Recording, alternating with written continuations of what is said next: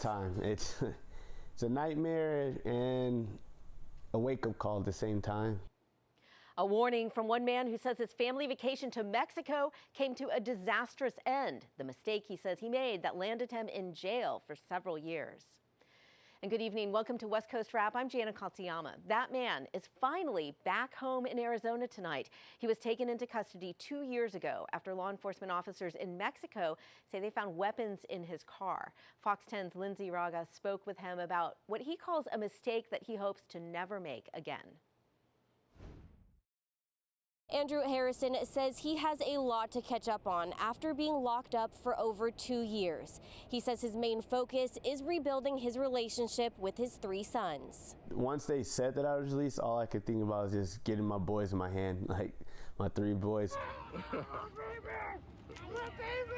This is the moment Andrew Harrison has been waiting for. Harrison's youngest son, now 2, was only 6 months when they last saw each other. May of 2022. Think about it all the time. It's a nightmare and a wake-up call at the same time. Harrison was on the way to Rocky Point for a family vacation when his vehicle was searched. At the time, I was fine, because completely fine with it. I knew that I had nothing to hide at the time. And unfortunately, I did make that mistake that I did have my firearms there. And once they saw it, it went kind of downhill from there. He says when he loaded up the car for vacation, he completely forgot he had guns in a locked compartment. Harrison would spend the next 2 years and 4 months in a Mexico prison. It definitely was an experience that I never want to experience again. He and his fiancée were both detained. She was released, but Harrison was arrested and thrown into prison to await trial. The charges was to prove that I was guilty of bringing firearms to do harm to someone in Mexico. So our argument was basically to prove that I was not here to bring firearms to Mexico for any type of harm. On August 13th, he was finally free. After that 3-day trial, the judge decided and made a ruling that I was completely innocent, that he knew that as far as the evidence showing that I made a mistake. Now he's focused on his family and his future. Right now, it's hard. It's just reacclimating with life now, getting back into the real world again and trying to figure out first where I fit back in. Harrison says he's been spending the past few days getting back on his feet applying for jobs. He's a financial advisor and certified in notary. Lindsay Ragas, Fox 10 News. Isn't the only traveler who's been detained for this kind of mistake. In 2021, a man traveling from Surprise, Arizona to Mexico says he forgot about the gun in his car. He was taken into custody and imprisoned for 7 months before being released. Well, there are busy airports and roads across the West today as people work to take advantage of summer's final long Labor Day holiday weekend. AAA says that they expect domestic travel will be up 9% compared to last year's Labor Day weekend. Seattle is listed as the top destination, up 30% over last year's Labor Day weekend, according to AAA's booking data. AAA says one factor fueling the domestic travel surge is that trip costs are down about 2%.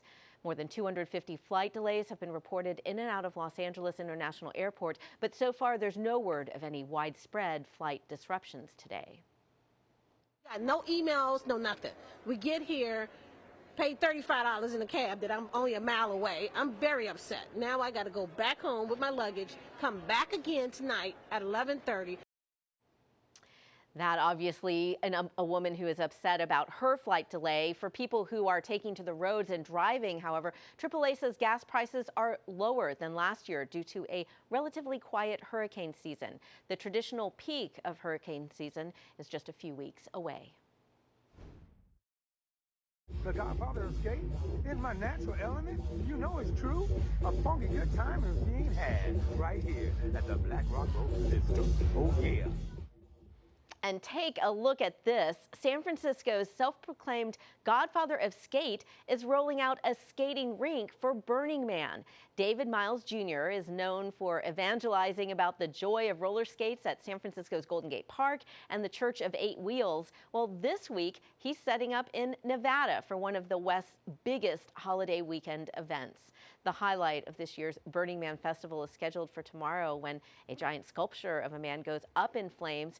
David Miles Jr. says that he's been making this trip to Black Rock City, Nevada to participate in Burning Man for more than 2 decades. I caught up with him earlier today to talk about what people can expect, what is new this year, and why Burning Man means so much to him.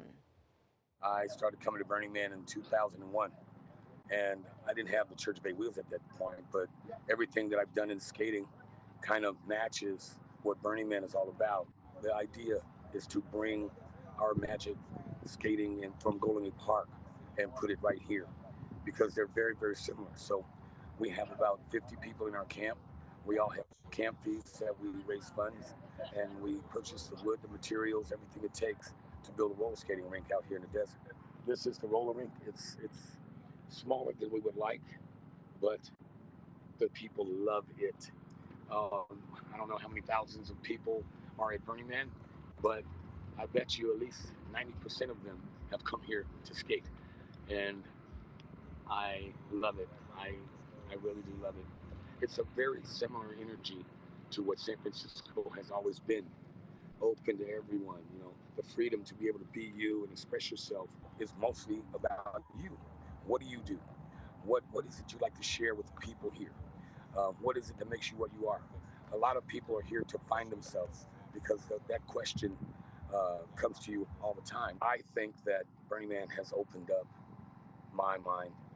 It has shown me things that I did not even consider about people, about hippies, about art, especially the art. I've never really considered myself an artist.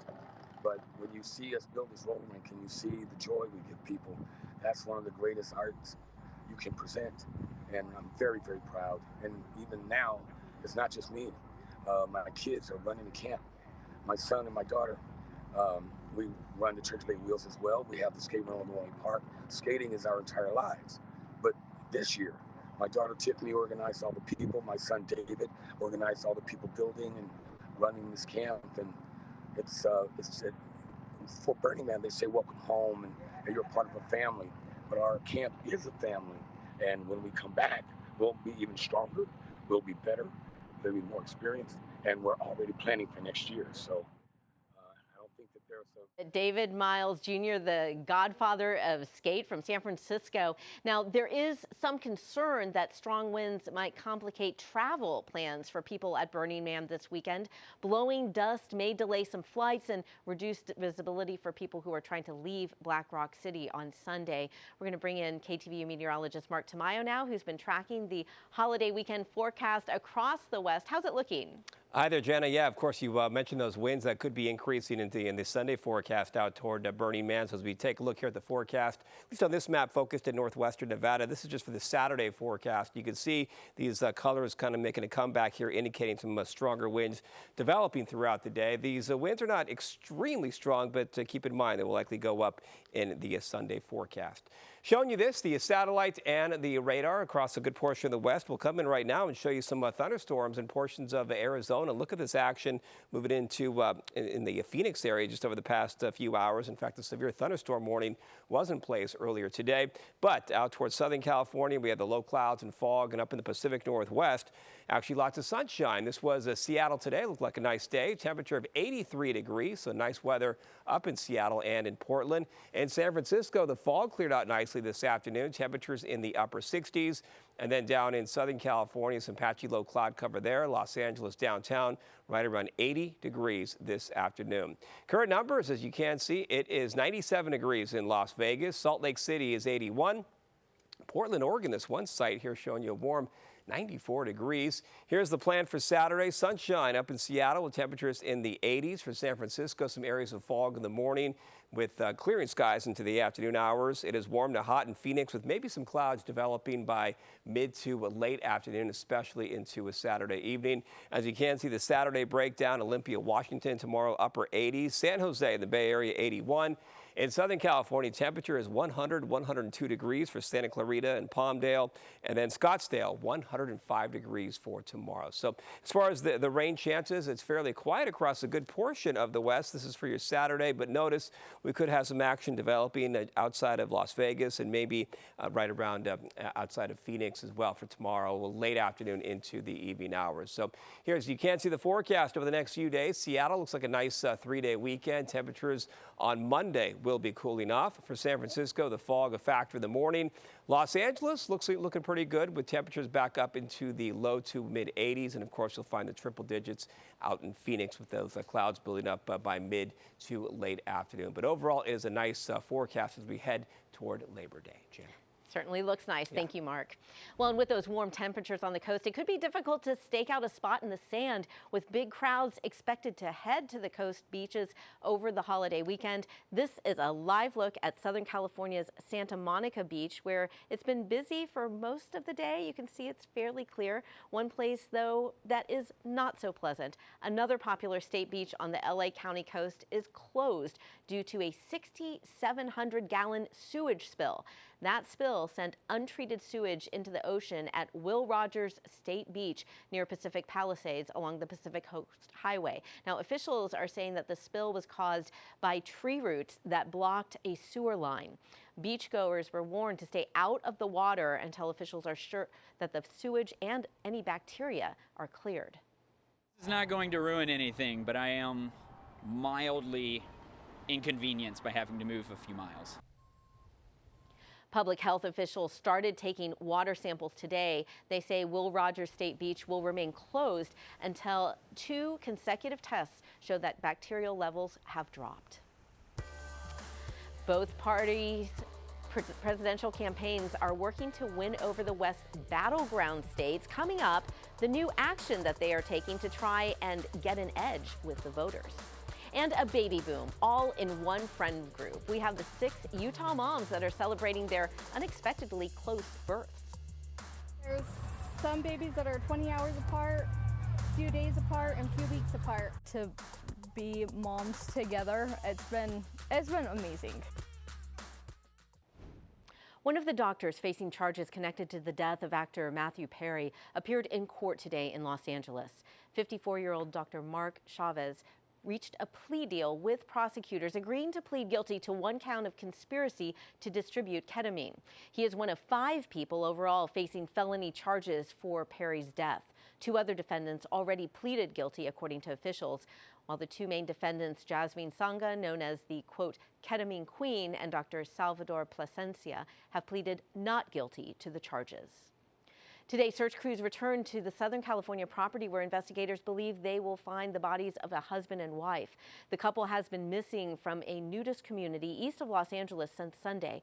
Fox 11's Mario Ramirez reports the couple's neighbor has already been taken into custody. We're just outside the couple's home. These missing persons posters are still hanging throughout the property. They hadn't been seen for nearly a week before we learned new gruesome details in the case today. We have cadaver dogs that will be here from the San Bernardino County Sheriff's Department, and we will be using those to try to locate the victims, Dan and Stephanie. We are confident that they are deceased and that they are still here on the property. Early Friday morning outside the Olive Del Ranch nudist resort, Redlands police announced the arrest of a murder suspect. We located that subject and he was arrested. He has been charged with murder in the couple's death. The suspect is Michael Royce Sparks, 62 years old, and he was a neighbor of Dan and Stephanie's. The arrest following an intense search at the ranch as SWAT crews used an armored vehicle to tear through a neighbor's home on Kiesel Road. I just hope that he will give his side of the story of what transpired or what made him feel that he had to do that, you know. I just hope that he'll be able to give us some answers. Daniel and Stephanie Menard, both in their 70s and suffering from health issues, were last seen at their home Saturday. reported missing by a friend Sunday. We'd have Bible service. We had a special saying for him, and it felt so odd not to have him sitting right next to me. But I know God's with them. He's with them wherever they are in that. And I can just see them holding each other's hand. That neighbor we spoke to describes Sparks as a loner, a very quiet person who kept to himself. Meanwhile, she says the couple lived here on the property for decades. Authorities plan to use cadaver dogs to search for their bodies. In Redlands, I'm Mario Ramirez, Fox 11 News. Tonight, we have new signs that both presidential campaigns are keeping a very close focus on battleground states here in the West. The Trump campaign has announced plans for vice presidential candidate J.D. Vance to visit Arizona on Wednesday. Senator Vance is set to attend a Chase the Vote event with conservative activist Charlie Kirk in Mesa. This will be Senator Vance's second trip to Arizona since becoming former President Trump's running mate.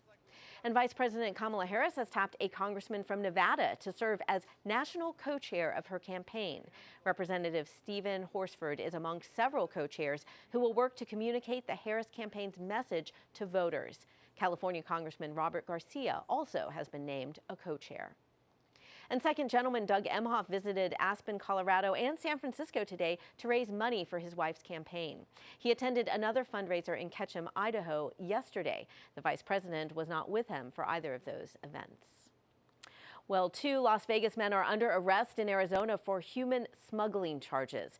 Casey Sandoval and Julio Gutierrez were detained during a traffic stop in Cochise County Wednesday. Each of them had outstanding charges in Nevada.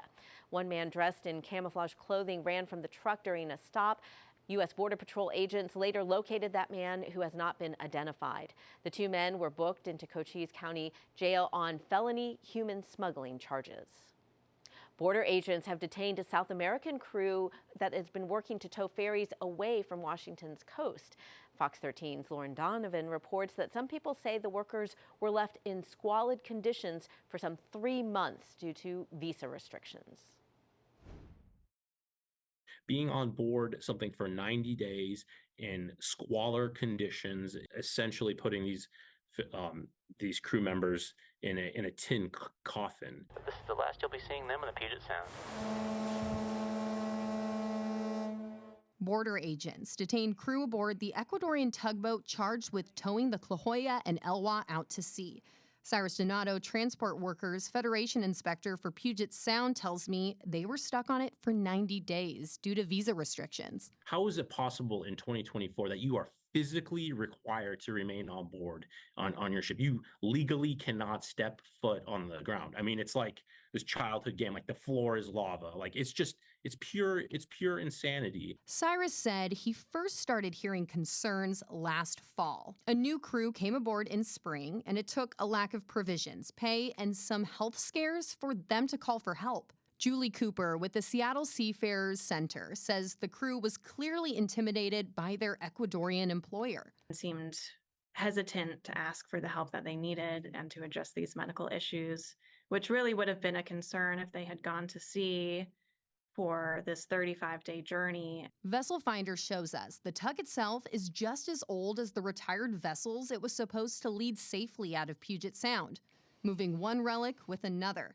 The State Ferry Service says they learned Thursday about the crewing situation. Days before that, I sat down for a one-on-one with Steve Nevy, head of the ferry service, and I asked about the incident. It's taken them a while to get that seagoing tug into a position that the Coast Guard would agree to let it tow the boats out. And now we thought we were that they'd gone, and now they're back again. So. Was that a disappointment for you all?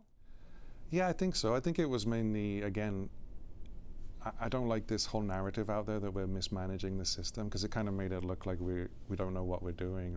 We don't have anything to do with that ocean tug or the equipment on board and the fact that it failed.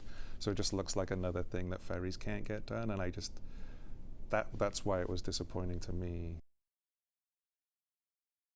Lauren Donovan reporting there. A Washington State Ferries representative says the Coast Guard and the ferry's purchaser are now working to develop a new tow plan. Well, coming up, a group of Utah friends say they hope that their story of having 6 babies within just a few weeks resonates with other moms. And a new calling for some travel nurses in the West, how they are shifting careers but still helping people get healthy at the same time. In California, the need for mental health professionals has increased in schools. And in a similar way to the traveling nursing boom during the COVID pandemic, now there is a boom in traveling mental health care providers. Dan Rietti is the CEO of Pioneer Healthcare, a staffing agency, and he says professionals such as speech pathologists, therapists, and occupational therapists are all seeing travel contract salaries that can reach above $200,000. There are a lot of these positions right now. We have some school districts in California where we had one school district in particular had about 100 needs for speech language pathologists. And with many therapists retiring and fewer entering the workforce, Rietti says those types of jobs could have very good income potential and staying power. And finally tonight, 6 newborns born just weeks apart, and all of them have moms in the same Utah friend group. Fox 13's Mark Blaine spoke with the mothers about the coincidental bond, which they never expected. The universe decided we all needed children together. I'm Mark Blaine at Stansbury Park in Tooele County, and oh baby, have we got a story for you that defies the odds. This circle of close friends who grew up together in Grantsville got together at the park where they recently participated in a baby photo shoot with their newborns. The 6 young ladies, which include 2 sisters and 2 sister-in-laws, all gave birth during the same time frame. There's some babies that are 20 hours apart, a few days apart, and a few weeks apart. The only one that was trying for a baby was me. So none of this was planned. And they were all born the end of June in July. The half-dozen bundle of joys range in age from 4 to 8 weeks old, and when professional photographer Autumn Tillock, who was also from Grantsville, came across the mom's social media posting, she felt compelled to offer them a free photo shoot before thinking about what she was getting into. To kind of prepare myself for their shoot, I Googled I looked up 6 newborns together, and I worded it every way I could, and no matter how I worded it, nothing would come up for me to get some ideas. Out of the 6 moms, there's only 1 rookie. While the other women have other children, only Tylee Bird is a first-time mom who couldn't be happier that her best friend Jessica Goff is among the group. Whenever I have questions or anything, she's the first one I call, and I think that's been the biggest blessing, to have her and to be moms together. It's been amazing. Only time will tell what the future holds for the infants, but talk to the moms and they're rooting for their little ones to become best friends. I would hope so. That would be a really big wish for me, just because how close all of us are, and we all live in a small town. So I think having them grow up together and staying part of our little family would be really awesome to watch. As for the photographer behind the adorable photos, she knows the odds are long she'll ever photograph again so many close friends who all have newborns on their hands at the same time. Oh, I don't think it'll ever happen again. Yeah, I don't think it'll ever happen again. Mark Blaine, Fox 13 News, Utah. So sweet. Well, and that is our West Coast Wrap. Thank you so much for joining us tonight. You can stay up to date on all of the stories that we are covering online. Just go to westcoastwrap.com. You can also stream all of our shows on your smart TV by downloading the Fox local app. Have a great night.